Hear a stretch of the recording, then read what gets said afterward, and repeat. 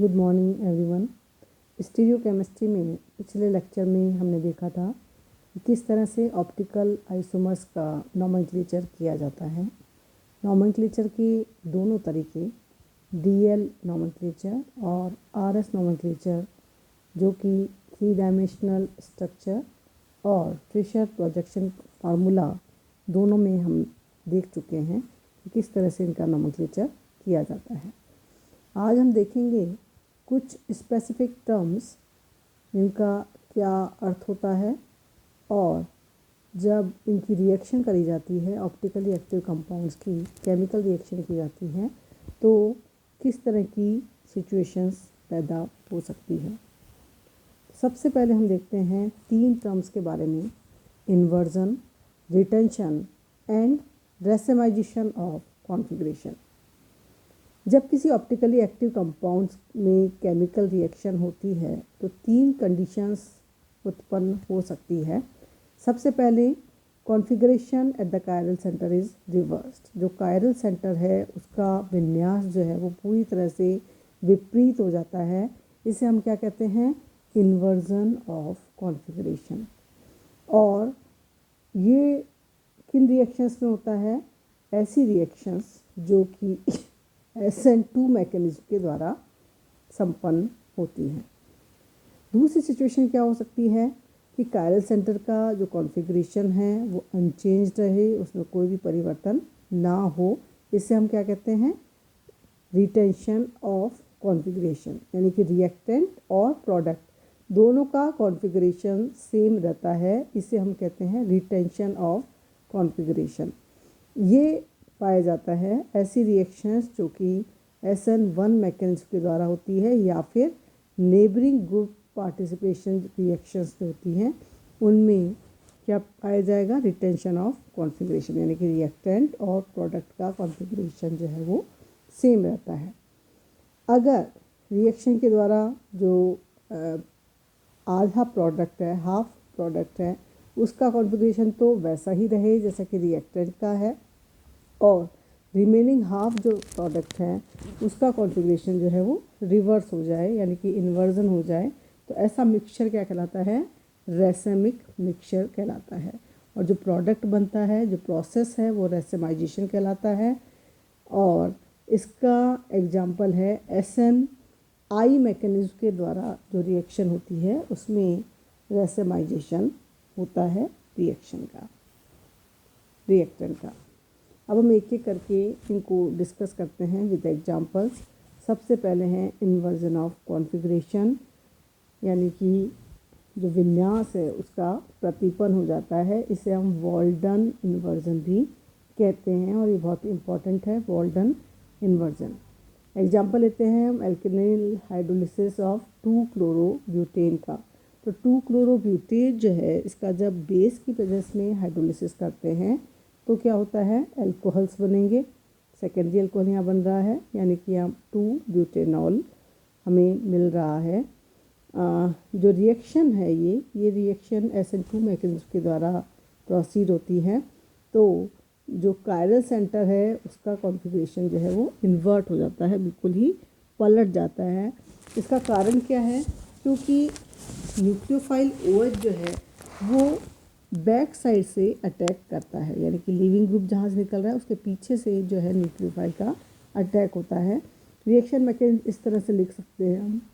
2-क्लोरोब्यूटेन है ये, 2-क्लोरोब्यूटेन पर बेस का अटैक हो रहा है। यहाँ पर लीविंग ग्रुप क्लोरीन जो है वो अपने इलेक्ट्रॉन लेकर बाहर निकलने की कोशिश कर रहा है, इसलिए हम इसे डॉटेड लाइन से बता रहे हैं। और उसी समय में OH जो है वो धीरे धीरे इससे जुड़ने की कोशिश कर रहा है, यानी कि एक ट्रांजिशन स्टेट बनती है जिसमें न तो Cl पूरी तरह से निकल पा रहा है और न ही OH पूरी तरह से जुड़ पा रहा है। पेंटावेलेंट ट्रांजिशन स्टेट है, तो बहुत ही अनस्टेबल ये स्टेट होती है। तो नेक्स्ट स्टेप में क्या होता है? इसमें से क्लोराइड आयन जो है वो अपने इलेक्ट्रॉन लेकर के बाहर इस साइड से निकलेगा, और जब इस साइड से निकल रहा है तो OH का अटैक वैसे भी बैक साइड से हो रहा था, तो OH जो है वो अपोजिट साइड में जाकर के यहाँ पर जुड़ता है। यानी कि जो कायरल सेंटर है वो पहले क्या था? S2-क्लोरोब्यूटेन, इसका कॉन्फ़िगरेशन था S, और जो प्रोडक्ट है इसमें इसका कॉन्फ़िगरेशन जो है वो बिल्कुल अपोजिट हो गया है, बदल गया है, दैट इज़ R2 ब्यूटेनॉल। तो ऐसी रिएक्शन जो कि SN2 मैकेनिज्म के द्वारा हो रही है उनमें वॉल्डन इन्वर्जन होता है। तो कायरल सेंटर का जो ये इन्वर्जन होता है कॉन्फ़िगरेशन में, इसे हम वॉल्डन इन्वर्जन कहते हैं। अब ये हमें पूरी तरह से क्लियरली नोट करना है कि ये ज़रूरी नहीं है कि इस तरह का जो कॉन्फ़िगरेशन में चेंज है वो उसका ऑप्टिकल आइसोमर्स को भी चेंज करे। ठीक है, तो हम एक एग्जांपल लेते हैं यहाँ पर D प्लस ग्लीसरल्डिहाइड का। यहाँ पर this is D plus glyceraldehyde है और HgO मर्क्यूरिक ऑक्साइड की प्रेजेंस में इसकी ऑक्सीडेशन हो रहा है, then we will get D minus glyceraldehyde. ठीक है, इसमें क्या होता है, यहाँ पर वॉल्डन इन्वर्जन नहीं होता है क्योंकि यहाँ पर जो ऑक्सीडेशन है वो COH ग्रुप में है और H और OH की पोजीशन में यहाँ पर कोई भी चेंज नहीं हो रहा है। कायरल सेंटर में रिएक्टेंट और प्रोडक्ट का जो है दोनों में यहाँ पर डी कॉन्फ़िगरेशन है, इसलिए ये वॉल्डन इन्वर्जन नहीं होता है। दूसरी जो टर्म है that is retention of configuration, यानी कि रिएक्टेंट और प्रोडक्ट का कॉन्फ़िगरेशन जो है वो वैसा ही रहे, सेम रहे, then it is retention of configuration. हम इसका एग्जांपल लेते हैं। एक्टिव 2 ब्यूटेनॉल को जो है वो हम थायनाइल क्लोराइड के साथ में रिएक्ट करा रहे हैं, तो ऑप्टिकली एक्टिव बनता 2 क्लोरो ब्यूटेन यहाँ पर हमें मिल रहा है। अगर हम इस रिएक्शन की मैकेनिज्म को देखें डिटेल में तो हम ये देखते हैं कि क्लोराइड आयन जो है वो इंटरनली जो है वो निकल जाता है, सब्स्टिट्यूशन जैसे ही होता है न्यूक्लियोफाइल का, और कार्बोनियम आयन जो है उसमें सेम साइड से जहाँ से कि OH ग्रुप निकल रहा है उसी साइड से Cl ग्रुप जाकर के वहाँ पर अटैच हो जाता है, यानी कि कॉन्फ़िगरेशन जो है वो कायरल सेंटर पर चेंज नहीं होता है। तो ये रिएक्शन की मैकेनिज्म इस तरह से देख सकते हैं। दिस इज़ 2 ब्यूटेनॉल और थायनाइल क्लोराइड से इसकी रिएक्शन करा रहे हैं। तो जिस साइड से ये OH आयन बाहर निकल रहा है, ये यहाँ HCl पहले बाहर निकलता है, OSOCl यहाँ पर जुड़ जाएगा, नेक्स्ट स्टेप में सल्फर डाइऑक्साइड बाहर, कार्बोनियम आयन बनता है और उसी साइड से ये Cl जो है वो अटैच करता है। तो कॉन्फ़िगरेशन जो है वो वही रहता है रिएक्टेंट का जो कि प्रोडक्ट का था। This is known as retention of reaction. और इस तरह की जो रिएक्शन है वो क्या कराती है, सब्स्टिट्यूशन न्यूक्लियोफिलिक इंटरनल रिएक्शंस कराती हैं।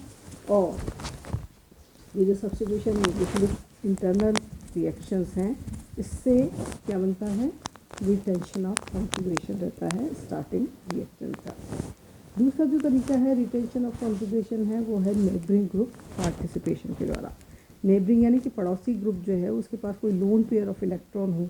अब ये जो नेबरिंग ग्रुप है वो कहाँ होना चाहिए, जो लीविंग ग्रुप है उसके बीटा पोजीशन पर ये नेबरिंग ग्रुप होना चाहिए, जिसके पास अनशेयर्ड पेयर ऑफ इलेक्ट्रॉन अगर हों तो कॉन्फ़िगरेशन में क्या होता है, रिटेंशन ऑफ कॉन्फ़िगरेशन मिलता है। ये जो है हम मैकेनिज्म के द्वारा देख सकते हैं। ये एग्जांपल हमने लिया है जिसमें कि यहाँ पर जो लीविंग ग्रुप है L, इसकी बीटा पोजीशन पर Z ग्रुप है जिसके पास लोन पेयर ऑफ इलेक्ट्रॉन है। तो पहले स्टेप में लीविंग ग्रुप बाहर निकल जाता है। ठीक है, तो ये जो लीविंग ग्रुप बाहर निकल जाता है तो एक साइक्लिक स्टेज यहाँ पर बन रही है क्योंकि Z जो है वो अपने lone pair of electron carbon को दे रहा है नेबर में। यहाँ बीटा पोजीशन पर ये ग्रुप उपस्थित है। This is alpha, beta position पर Z ग्रुप है जिसके पास लोन पेयर ऑफ इलेक्ट्रॉन है, जिससे कि एक साइक्लिक इंटरमीडिएट बनता है। सेकेंड स्टेप में क्या होगा, न्यूक्लियोफाइल जो है यहाँ पर अटैक करेगा सेम साइड से जहाँ पर कि L ग्रुप यहाँ पर निकला है, तो उसी साइड से ये अटैक कर रहा है जिससे कि कॉन्फ़िगरेशन का क्या हो जाएगा, रिटेंशन ऑफ कॉन्फ़िगरेशन हो जाएगा। अब हम एग्जांपल लेते हैं 2 ब्रोमो प्रोपियोनिक एसिड का। इसका जब हाइड्रोलिसिस किया जाता है, 2 ब्रोमो प्रोपियोनिक एसिड का हाइड्रोलिसिस किया जाता है तो क्या बनेगा, हमें लैक्टिक एसिड मिलता है जिसका कॉन्फ़िगरेशन रिटेंशन ऑफ कॉन्फ़िगरेशन रहता है। इसकी मैकेनिज्म अगर हम देखें तो ब्रोमीन जो है वो लीविंग ग्रुप है, बीटा पोजीशन पर ऑक्सीजन है जिसके पास लोन पेयर ऑफ इलेक्ट्रॉन है। This is optically active 2 bromo propionate anion bromide ion यहाँ से बाहर निकल रहा है, और जिस साइड से ब्रोमाइड आयन एक साइक्लिक स्टेट बन रही है, यहाँ पर यह लोन पेयर दे रहा है कार्बन को, और जिस साइड से ब्रोमीन बाहर निकला है उसी साइड से ग्रुप का अटैक होता है, न्यूक्लियोफाइल का अटैक होता है उसी साइड से। तो जो रिटेंशन ऑफ कॉन्फिगरेशन वाला लैक्टेट आयन हमें यहाँ मिलता है। तीसरी जो इसकी टर्म है इम्पॉर्टेंट, दैट इज़ रेसेमाइजेशन। तो रेसेमाइजेशन क्या होता है, इसमें इसके लिए एक एग्जांपल लेते हैं हम। हाइड्रोलिसिस करते हैं ऑप्टिकली एक्टिव 2-क्लोरोब्यूटेन का। दिस इज 2-क्लोरोब्यूटेन ऑप्टिकली एक्टिव है, इसका हाइड्रोलिसिस हम कर रहे हैं, तो क्या बन जाएगा, ब्यूटेनॉल बन जाएगा। ठीक है, अब ये जो रिएक्शन होती है वो डाइल्यूट HCl या H2SO4 की प्रेजेंस में होती है। रिएक्शन जो है वो SN1 मैकेनिज्म के द्वारा होती है, और अब पता है कि जब रिएक्शन SN1 मैकेनिज्म के द्वारा होती है तो उसमें 2 स्टेप रिएक्शन होती है, 2 पदों में यह अभिक्रिया संपन्न होती है। पहले स्टेप में तो क्या है, सेकेंडरी ब्यूटाइल कार्बोकैटायन बनता है, जिसकी ज्योमेट्री क्या है, प्लेनर ज्योमेट्री है। तो क्या होता है कि सेकेंड स्टेप में क्योंकि प्लेनर ज्योमेट्री है तो क्या हो जाएगा, जो भी अटैकिंग न्यूक्लियोफाइल है वो कहाँ से, दोनों साइड से अटैक कर सकता है, या तो जहाँ से ये लीविंग ग्रुप निकला है उस साइड से, या उसके अपोजिट साइड से यहाँ पर अटैक कर सकता है कि प्लेनर कार्बोनियम आयन यहाँ पर बन रहा है। तो दोनों पॉसिबिलिटी है कि इक्वल रेशियो में जो है हमें ब्यूटेनॉल मिले, उनका एनेंशियोमेरिक मिक्सचर मिले। तो जो OH ग्रुप है इस साइड से भी अटैक कर सकता है और इस साइड से भी अटैक कर सकता है, 50-50% दोनों पॉसिबिलिटी है। इस तरह का जो मिक्सचर होता है उसे रैसेमिक मिक्सचर कहते हैं, और ये जो प्रोसेस है उसे क्या कहते हैं, रैसेमाइजेशन। हम एग्जांपल लेते हैं इसमें। ये एक कंपाउंड है, इसमें हम देखेंगे ये जो बना है हमारा, ये है प्लेनर ज्योमेट्री, इसमें sp2 हाइब्रिडाइजेशन है, वो वाला हमारा कार्बोनियम आयन है। तो जो भी न्यूक्लियोफाइल है जैसे कि वाटर मॉलिक्यूल है, दोनों साइड से अटैक कर सकता है, इस साइड से भी कर सकता है और इस साइड से भी अटैक कर सकता है। जब ये इस साइड से अटैक कर रहा है तो इस कॉन्फ़िगरेशन वाला प्रोडक्ट हमें मिल रहा है, जो कि HN लूज करके बना रहा है, R-2 ब्यूटेनॉल। इनका कॉन्फ़िगरेशन जो है वो इन्वर्ट हो गया, क्योंकि पहले इस साइड था, अब ये OH इस साइड हो गया। और अगर ये H2O इस साइड से अटैक कर रहा है तो नेक्स्ट स्टेप में HN बाहर निकल रहा है, HN बाहर निकलने से ये बन रहा है, जो ब्यूटेनॉल बन रहा है S+2 ब्यूटेनॉल, जिसका कॉन्फ़िगरेशन वही है क्योंकि रिएक्टेंट का था। यानी कि जो एनिशियोमर बने हैं 1:1 मिक्सचर में ये बनते हैं, दिस इज +-2 ब्यूटेनॉल। क्योंकि यहाँ पर 2 एनिशियोमर बन रहे हैं जिनकी इक्वल और अपोजिट ऑप्टिकल रोटेशन होते हैं, इसलिए जो रिजल्टिंग मिक्सचर होता है वो ऑप्टिकली इनएक्टिव हो जाता है। तो इस तरह का जो ऑप्टिकली इनएक्टिव मिक्सचर बनता है इसे हम क्या कहते हैं, एक्सटर्नल कंपनसेशन के कारण ये ऐसा संभव हो रहा है।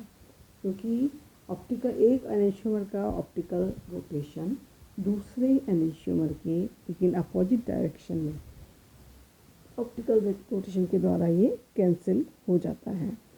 तो ये जो है हमने पहले पढ़ा था, एक इंटरनल कंपनसेशन टर्म पढ़ी थी, जैसे कि मीसोटार्टिक एसिड में हमने देखा था कि मॉलिक्यूल के हाफ पार्ट का ऑप्टिकल रोटेशन जो है वो दूसरे हाफ पार्ट के ऑप्टिकल रोटेशन के द्वारा कैंसिल हो जाता है। ये क्या कहलाता है, इंटरनल कंपनसेशन। और यहाँ इस केस में क्या हो रहा है कि 2 इक्वल एनिशियोमर बन रहे हैं 50-50%, और एक मॉलिक्यूल का ऑप्टिकल रोटेशन दूसरे मॉलिक्यूल के ऑप्टिकल रोटेशन के द्वारा कैंसिल हो जाता है, जिससे कि ऑप्टिकल एक्टिविटी जो है ख़त्म हो जाती है अपोजिट रोटेशन के कारण। सेम मॉलिक्यूल में 2 पार्ट्स के अपोजिट रोटेशन के कारण ऑप्टिकल एक्टिविटी यहाँ कैंसिल हो जाती है। तो इसको हम क्या कहते हैं, एक्सटर्नल कंपनसेशन। तो आज के जो लेक्चर में हमने देखा कि कई टर्म्स आई हैं जो कि बहुत इम्पोर्टेंट हैं, इसमें से शॉर्ट नोट्स पूछे जाते हैं। सबसे पहले what is Walden inversion, inversion क्या होता है, वॉल्डन इन्वर्जन क्या है, इस तरह से क्वेश्चन पूछा जाता है। सेकंड जो टर्म है that is retention of configuration क्या होता है। थर्ड इम्पॉर्टेंट टर्म है रेसेमिक मिक्सचर किस तरह से बनता है, और व्हाट इज़ रेसेमाइजेशन। साथ ही इनकी कुछ एग्जाम्पल और इनकी मैकेनिज्म, किस तरह की मैकेनिज्म है, कौन सा प्रोडक्ट कॉन्फ़िगरेशन वाला प्रोडक्ट बनेगा। और जो लास्ट 2 टर्म है वो है एक्सटर्नल कंपनसेशन और इंटरनल कंपनसेशन। तो इनके ऊपर शॉर्ट नोट्स पूछे जाते हैं, इससे आप डिस्कस करें। Thank you.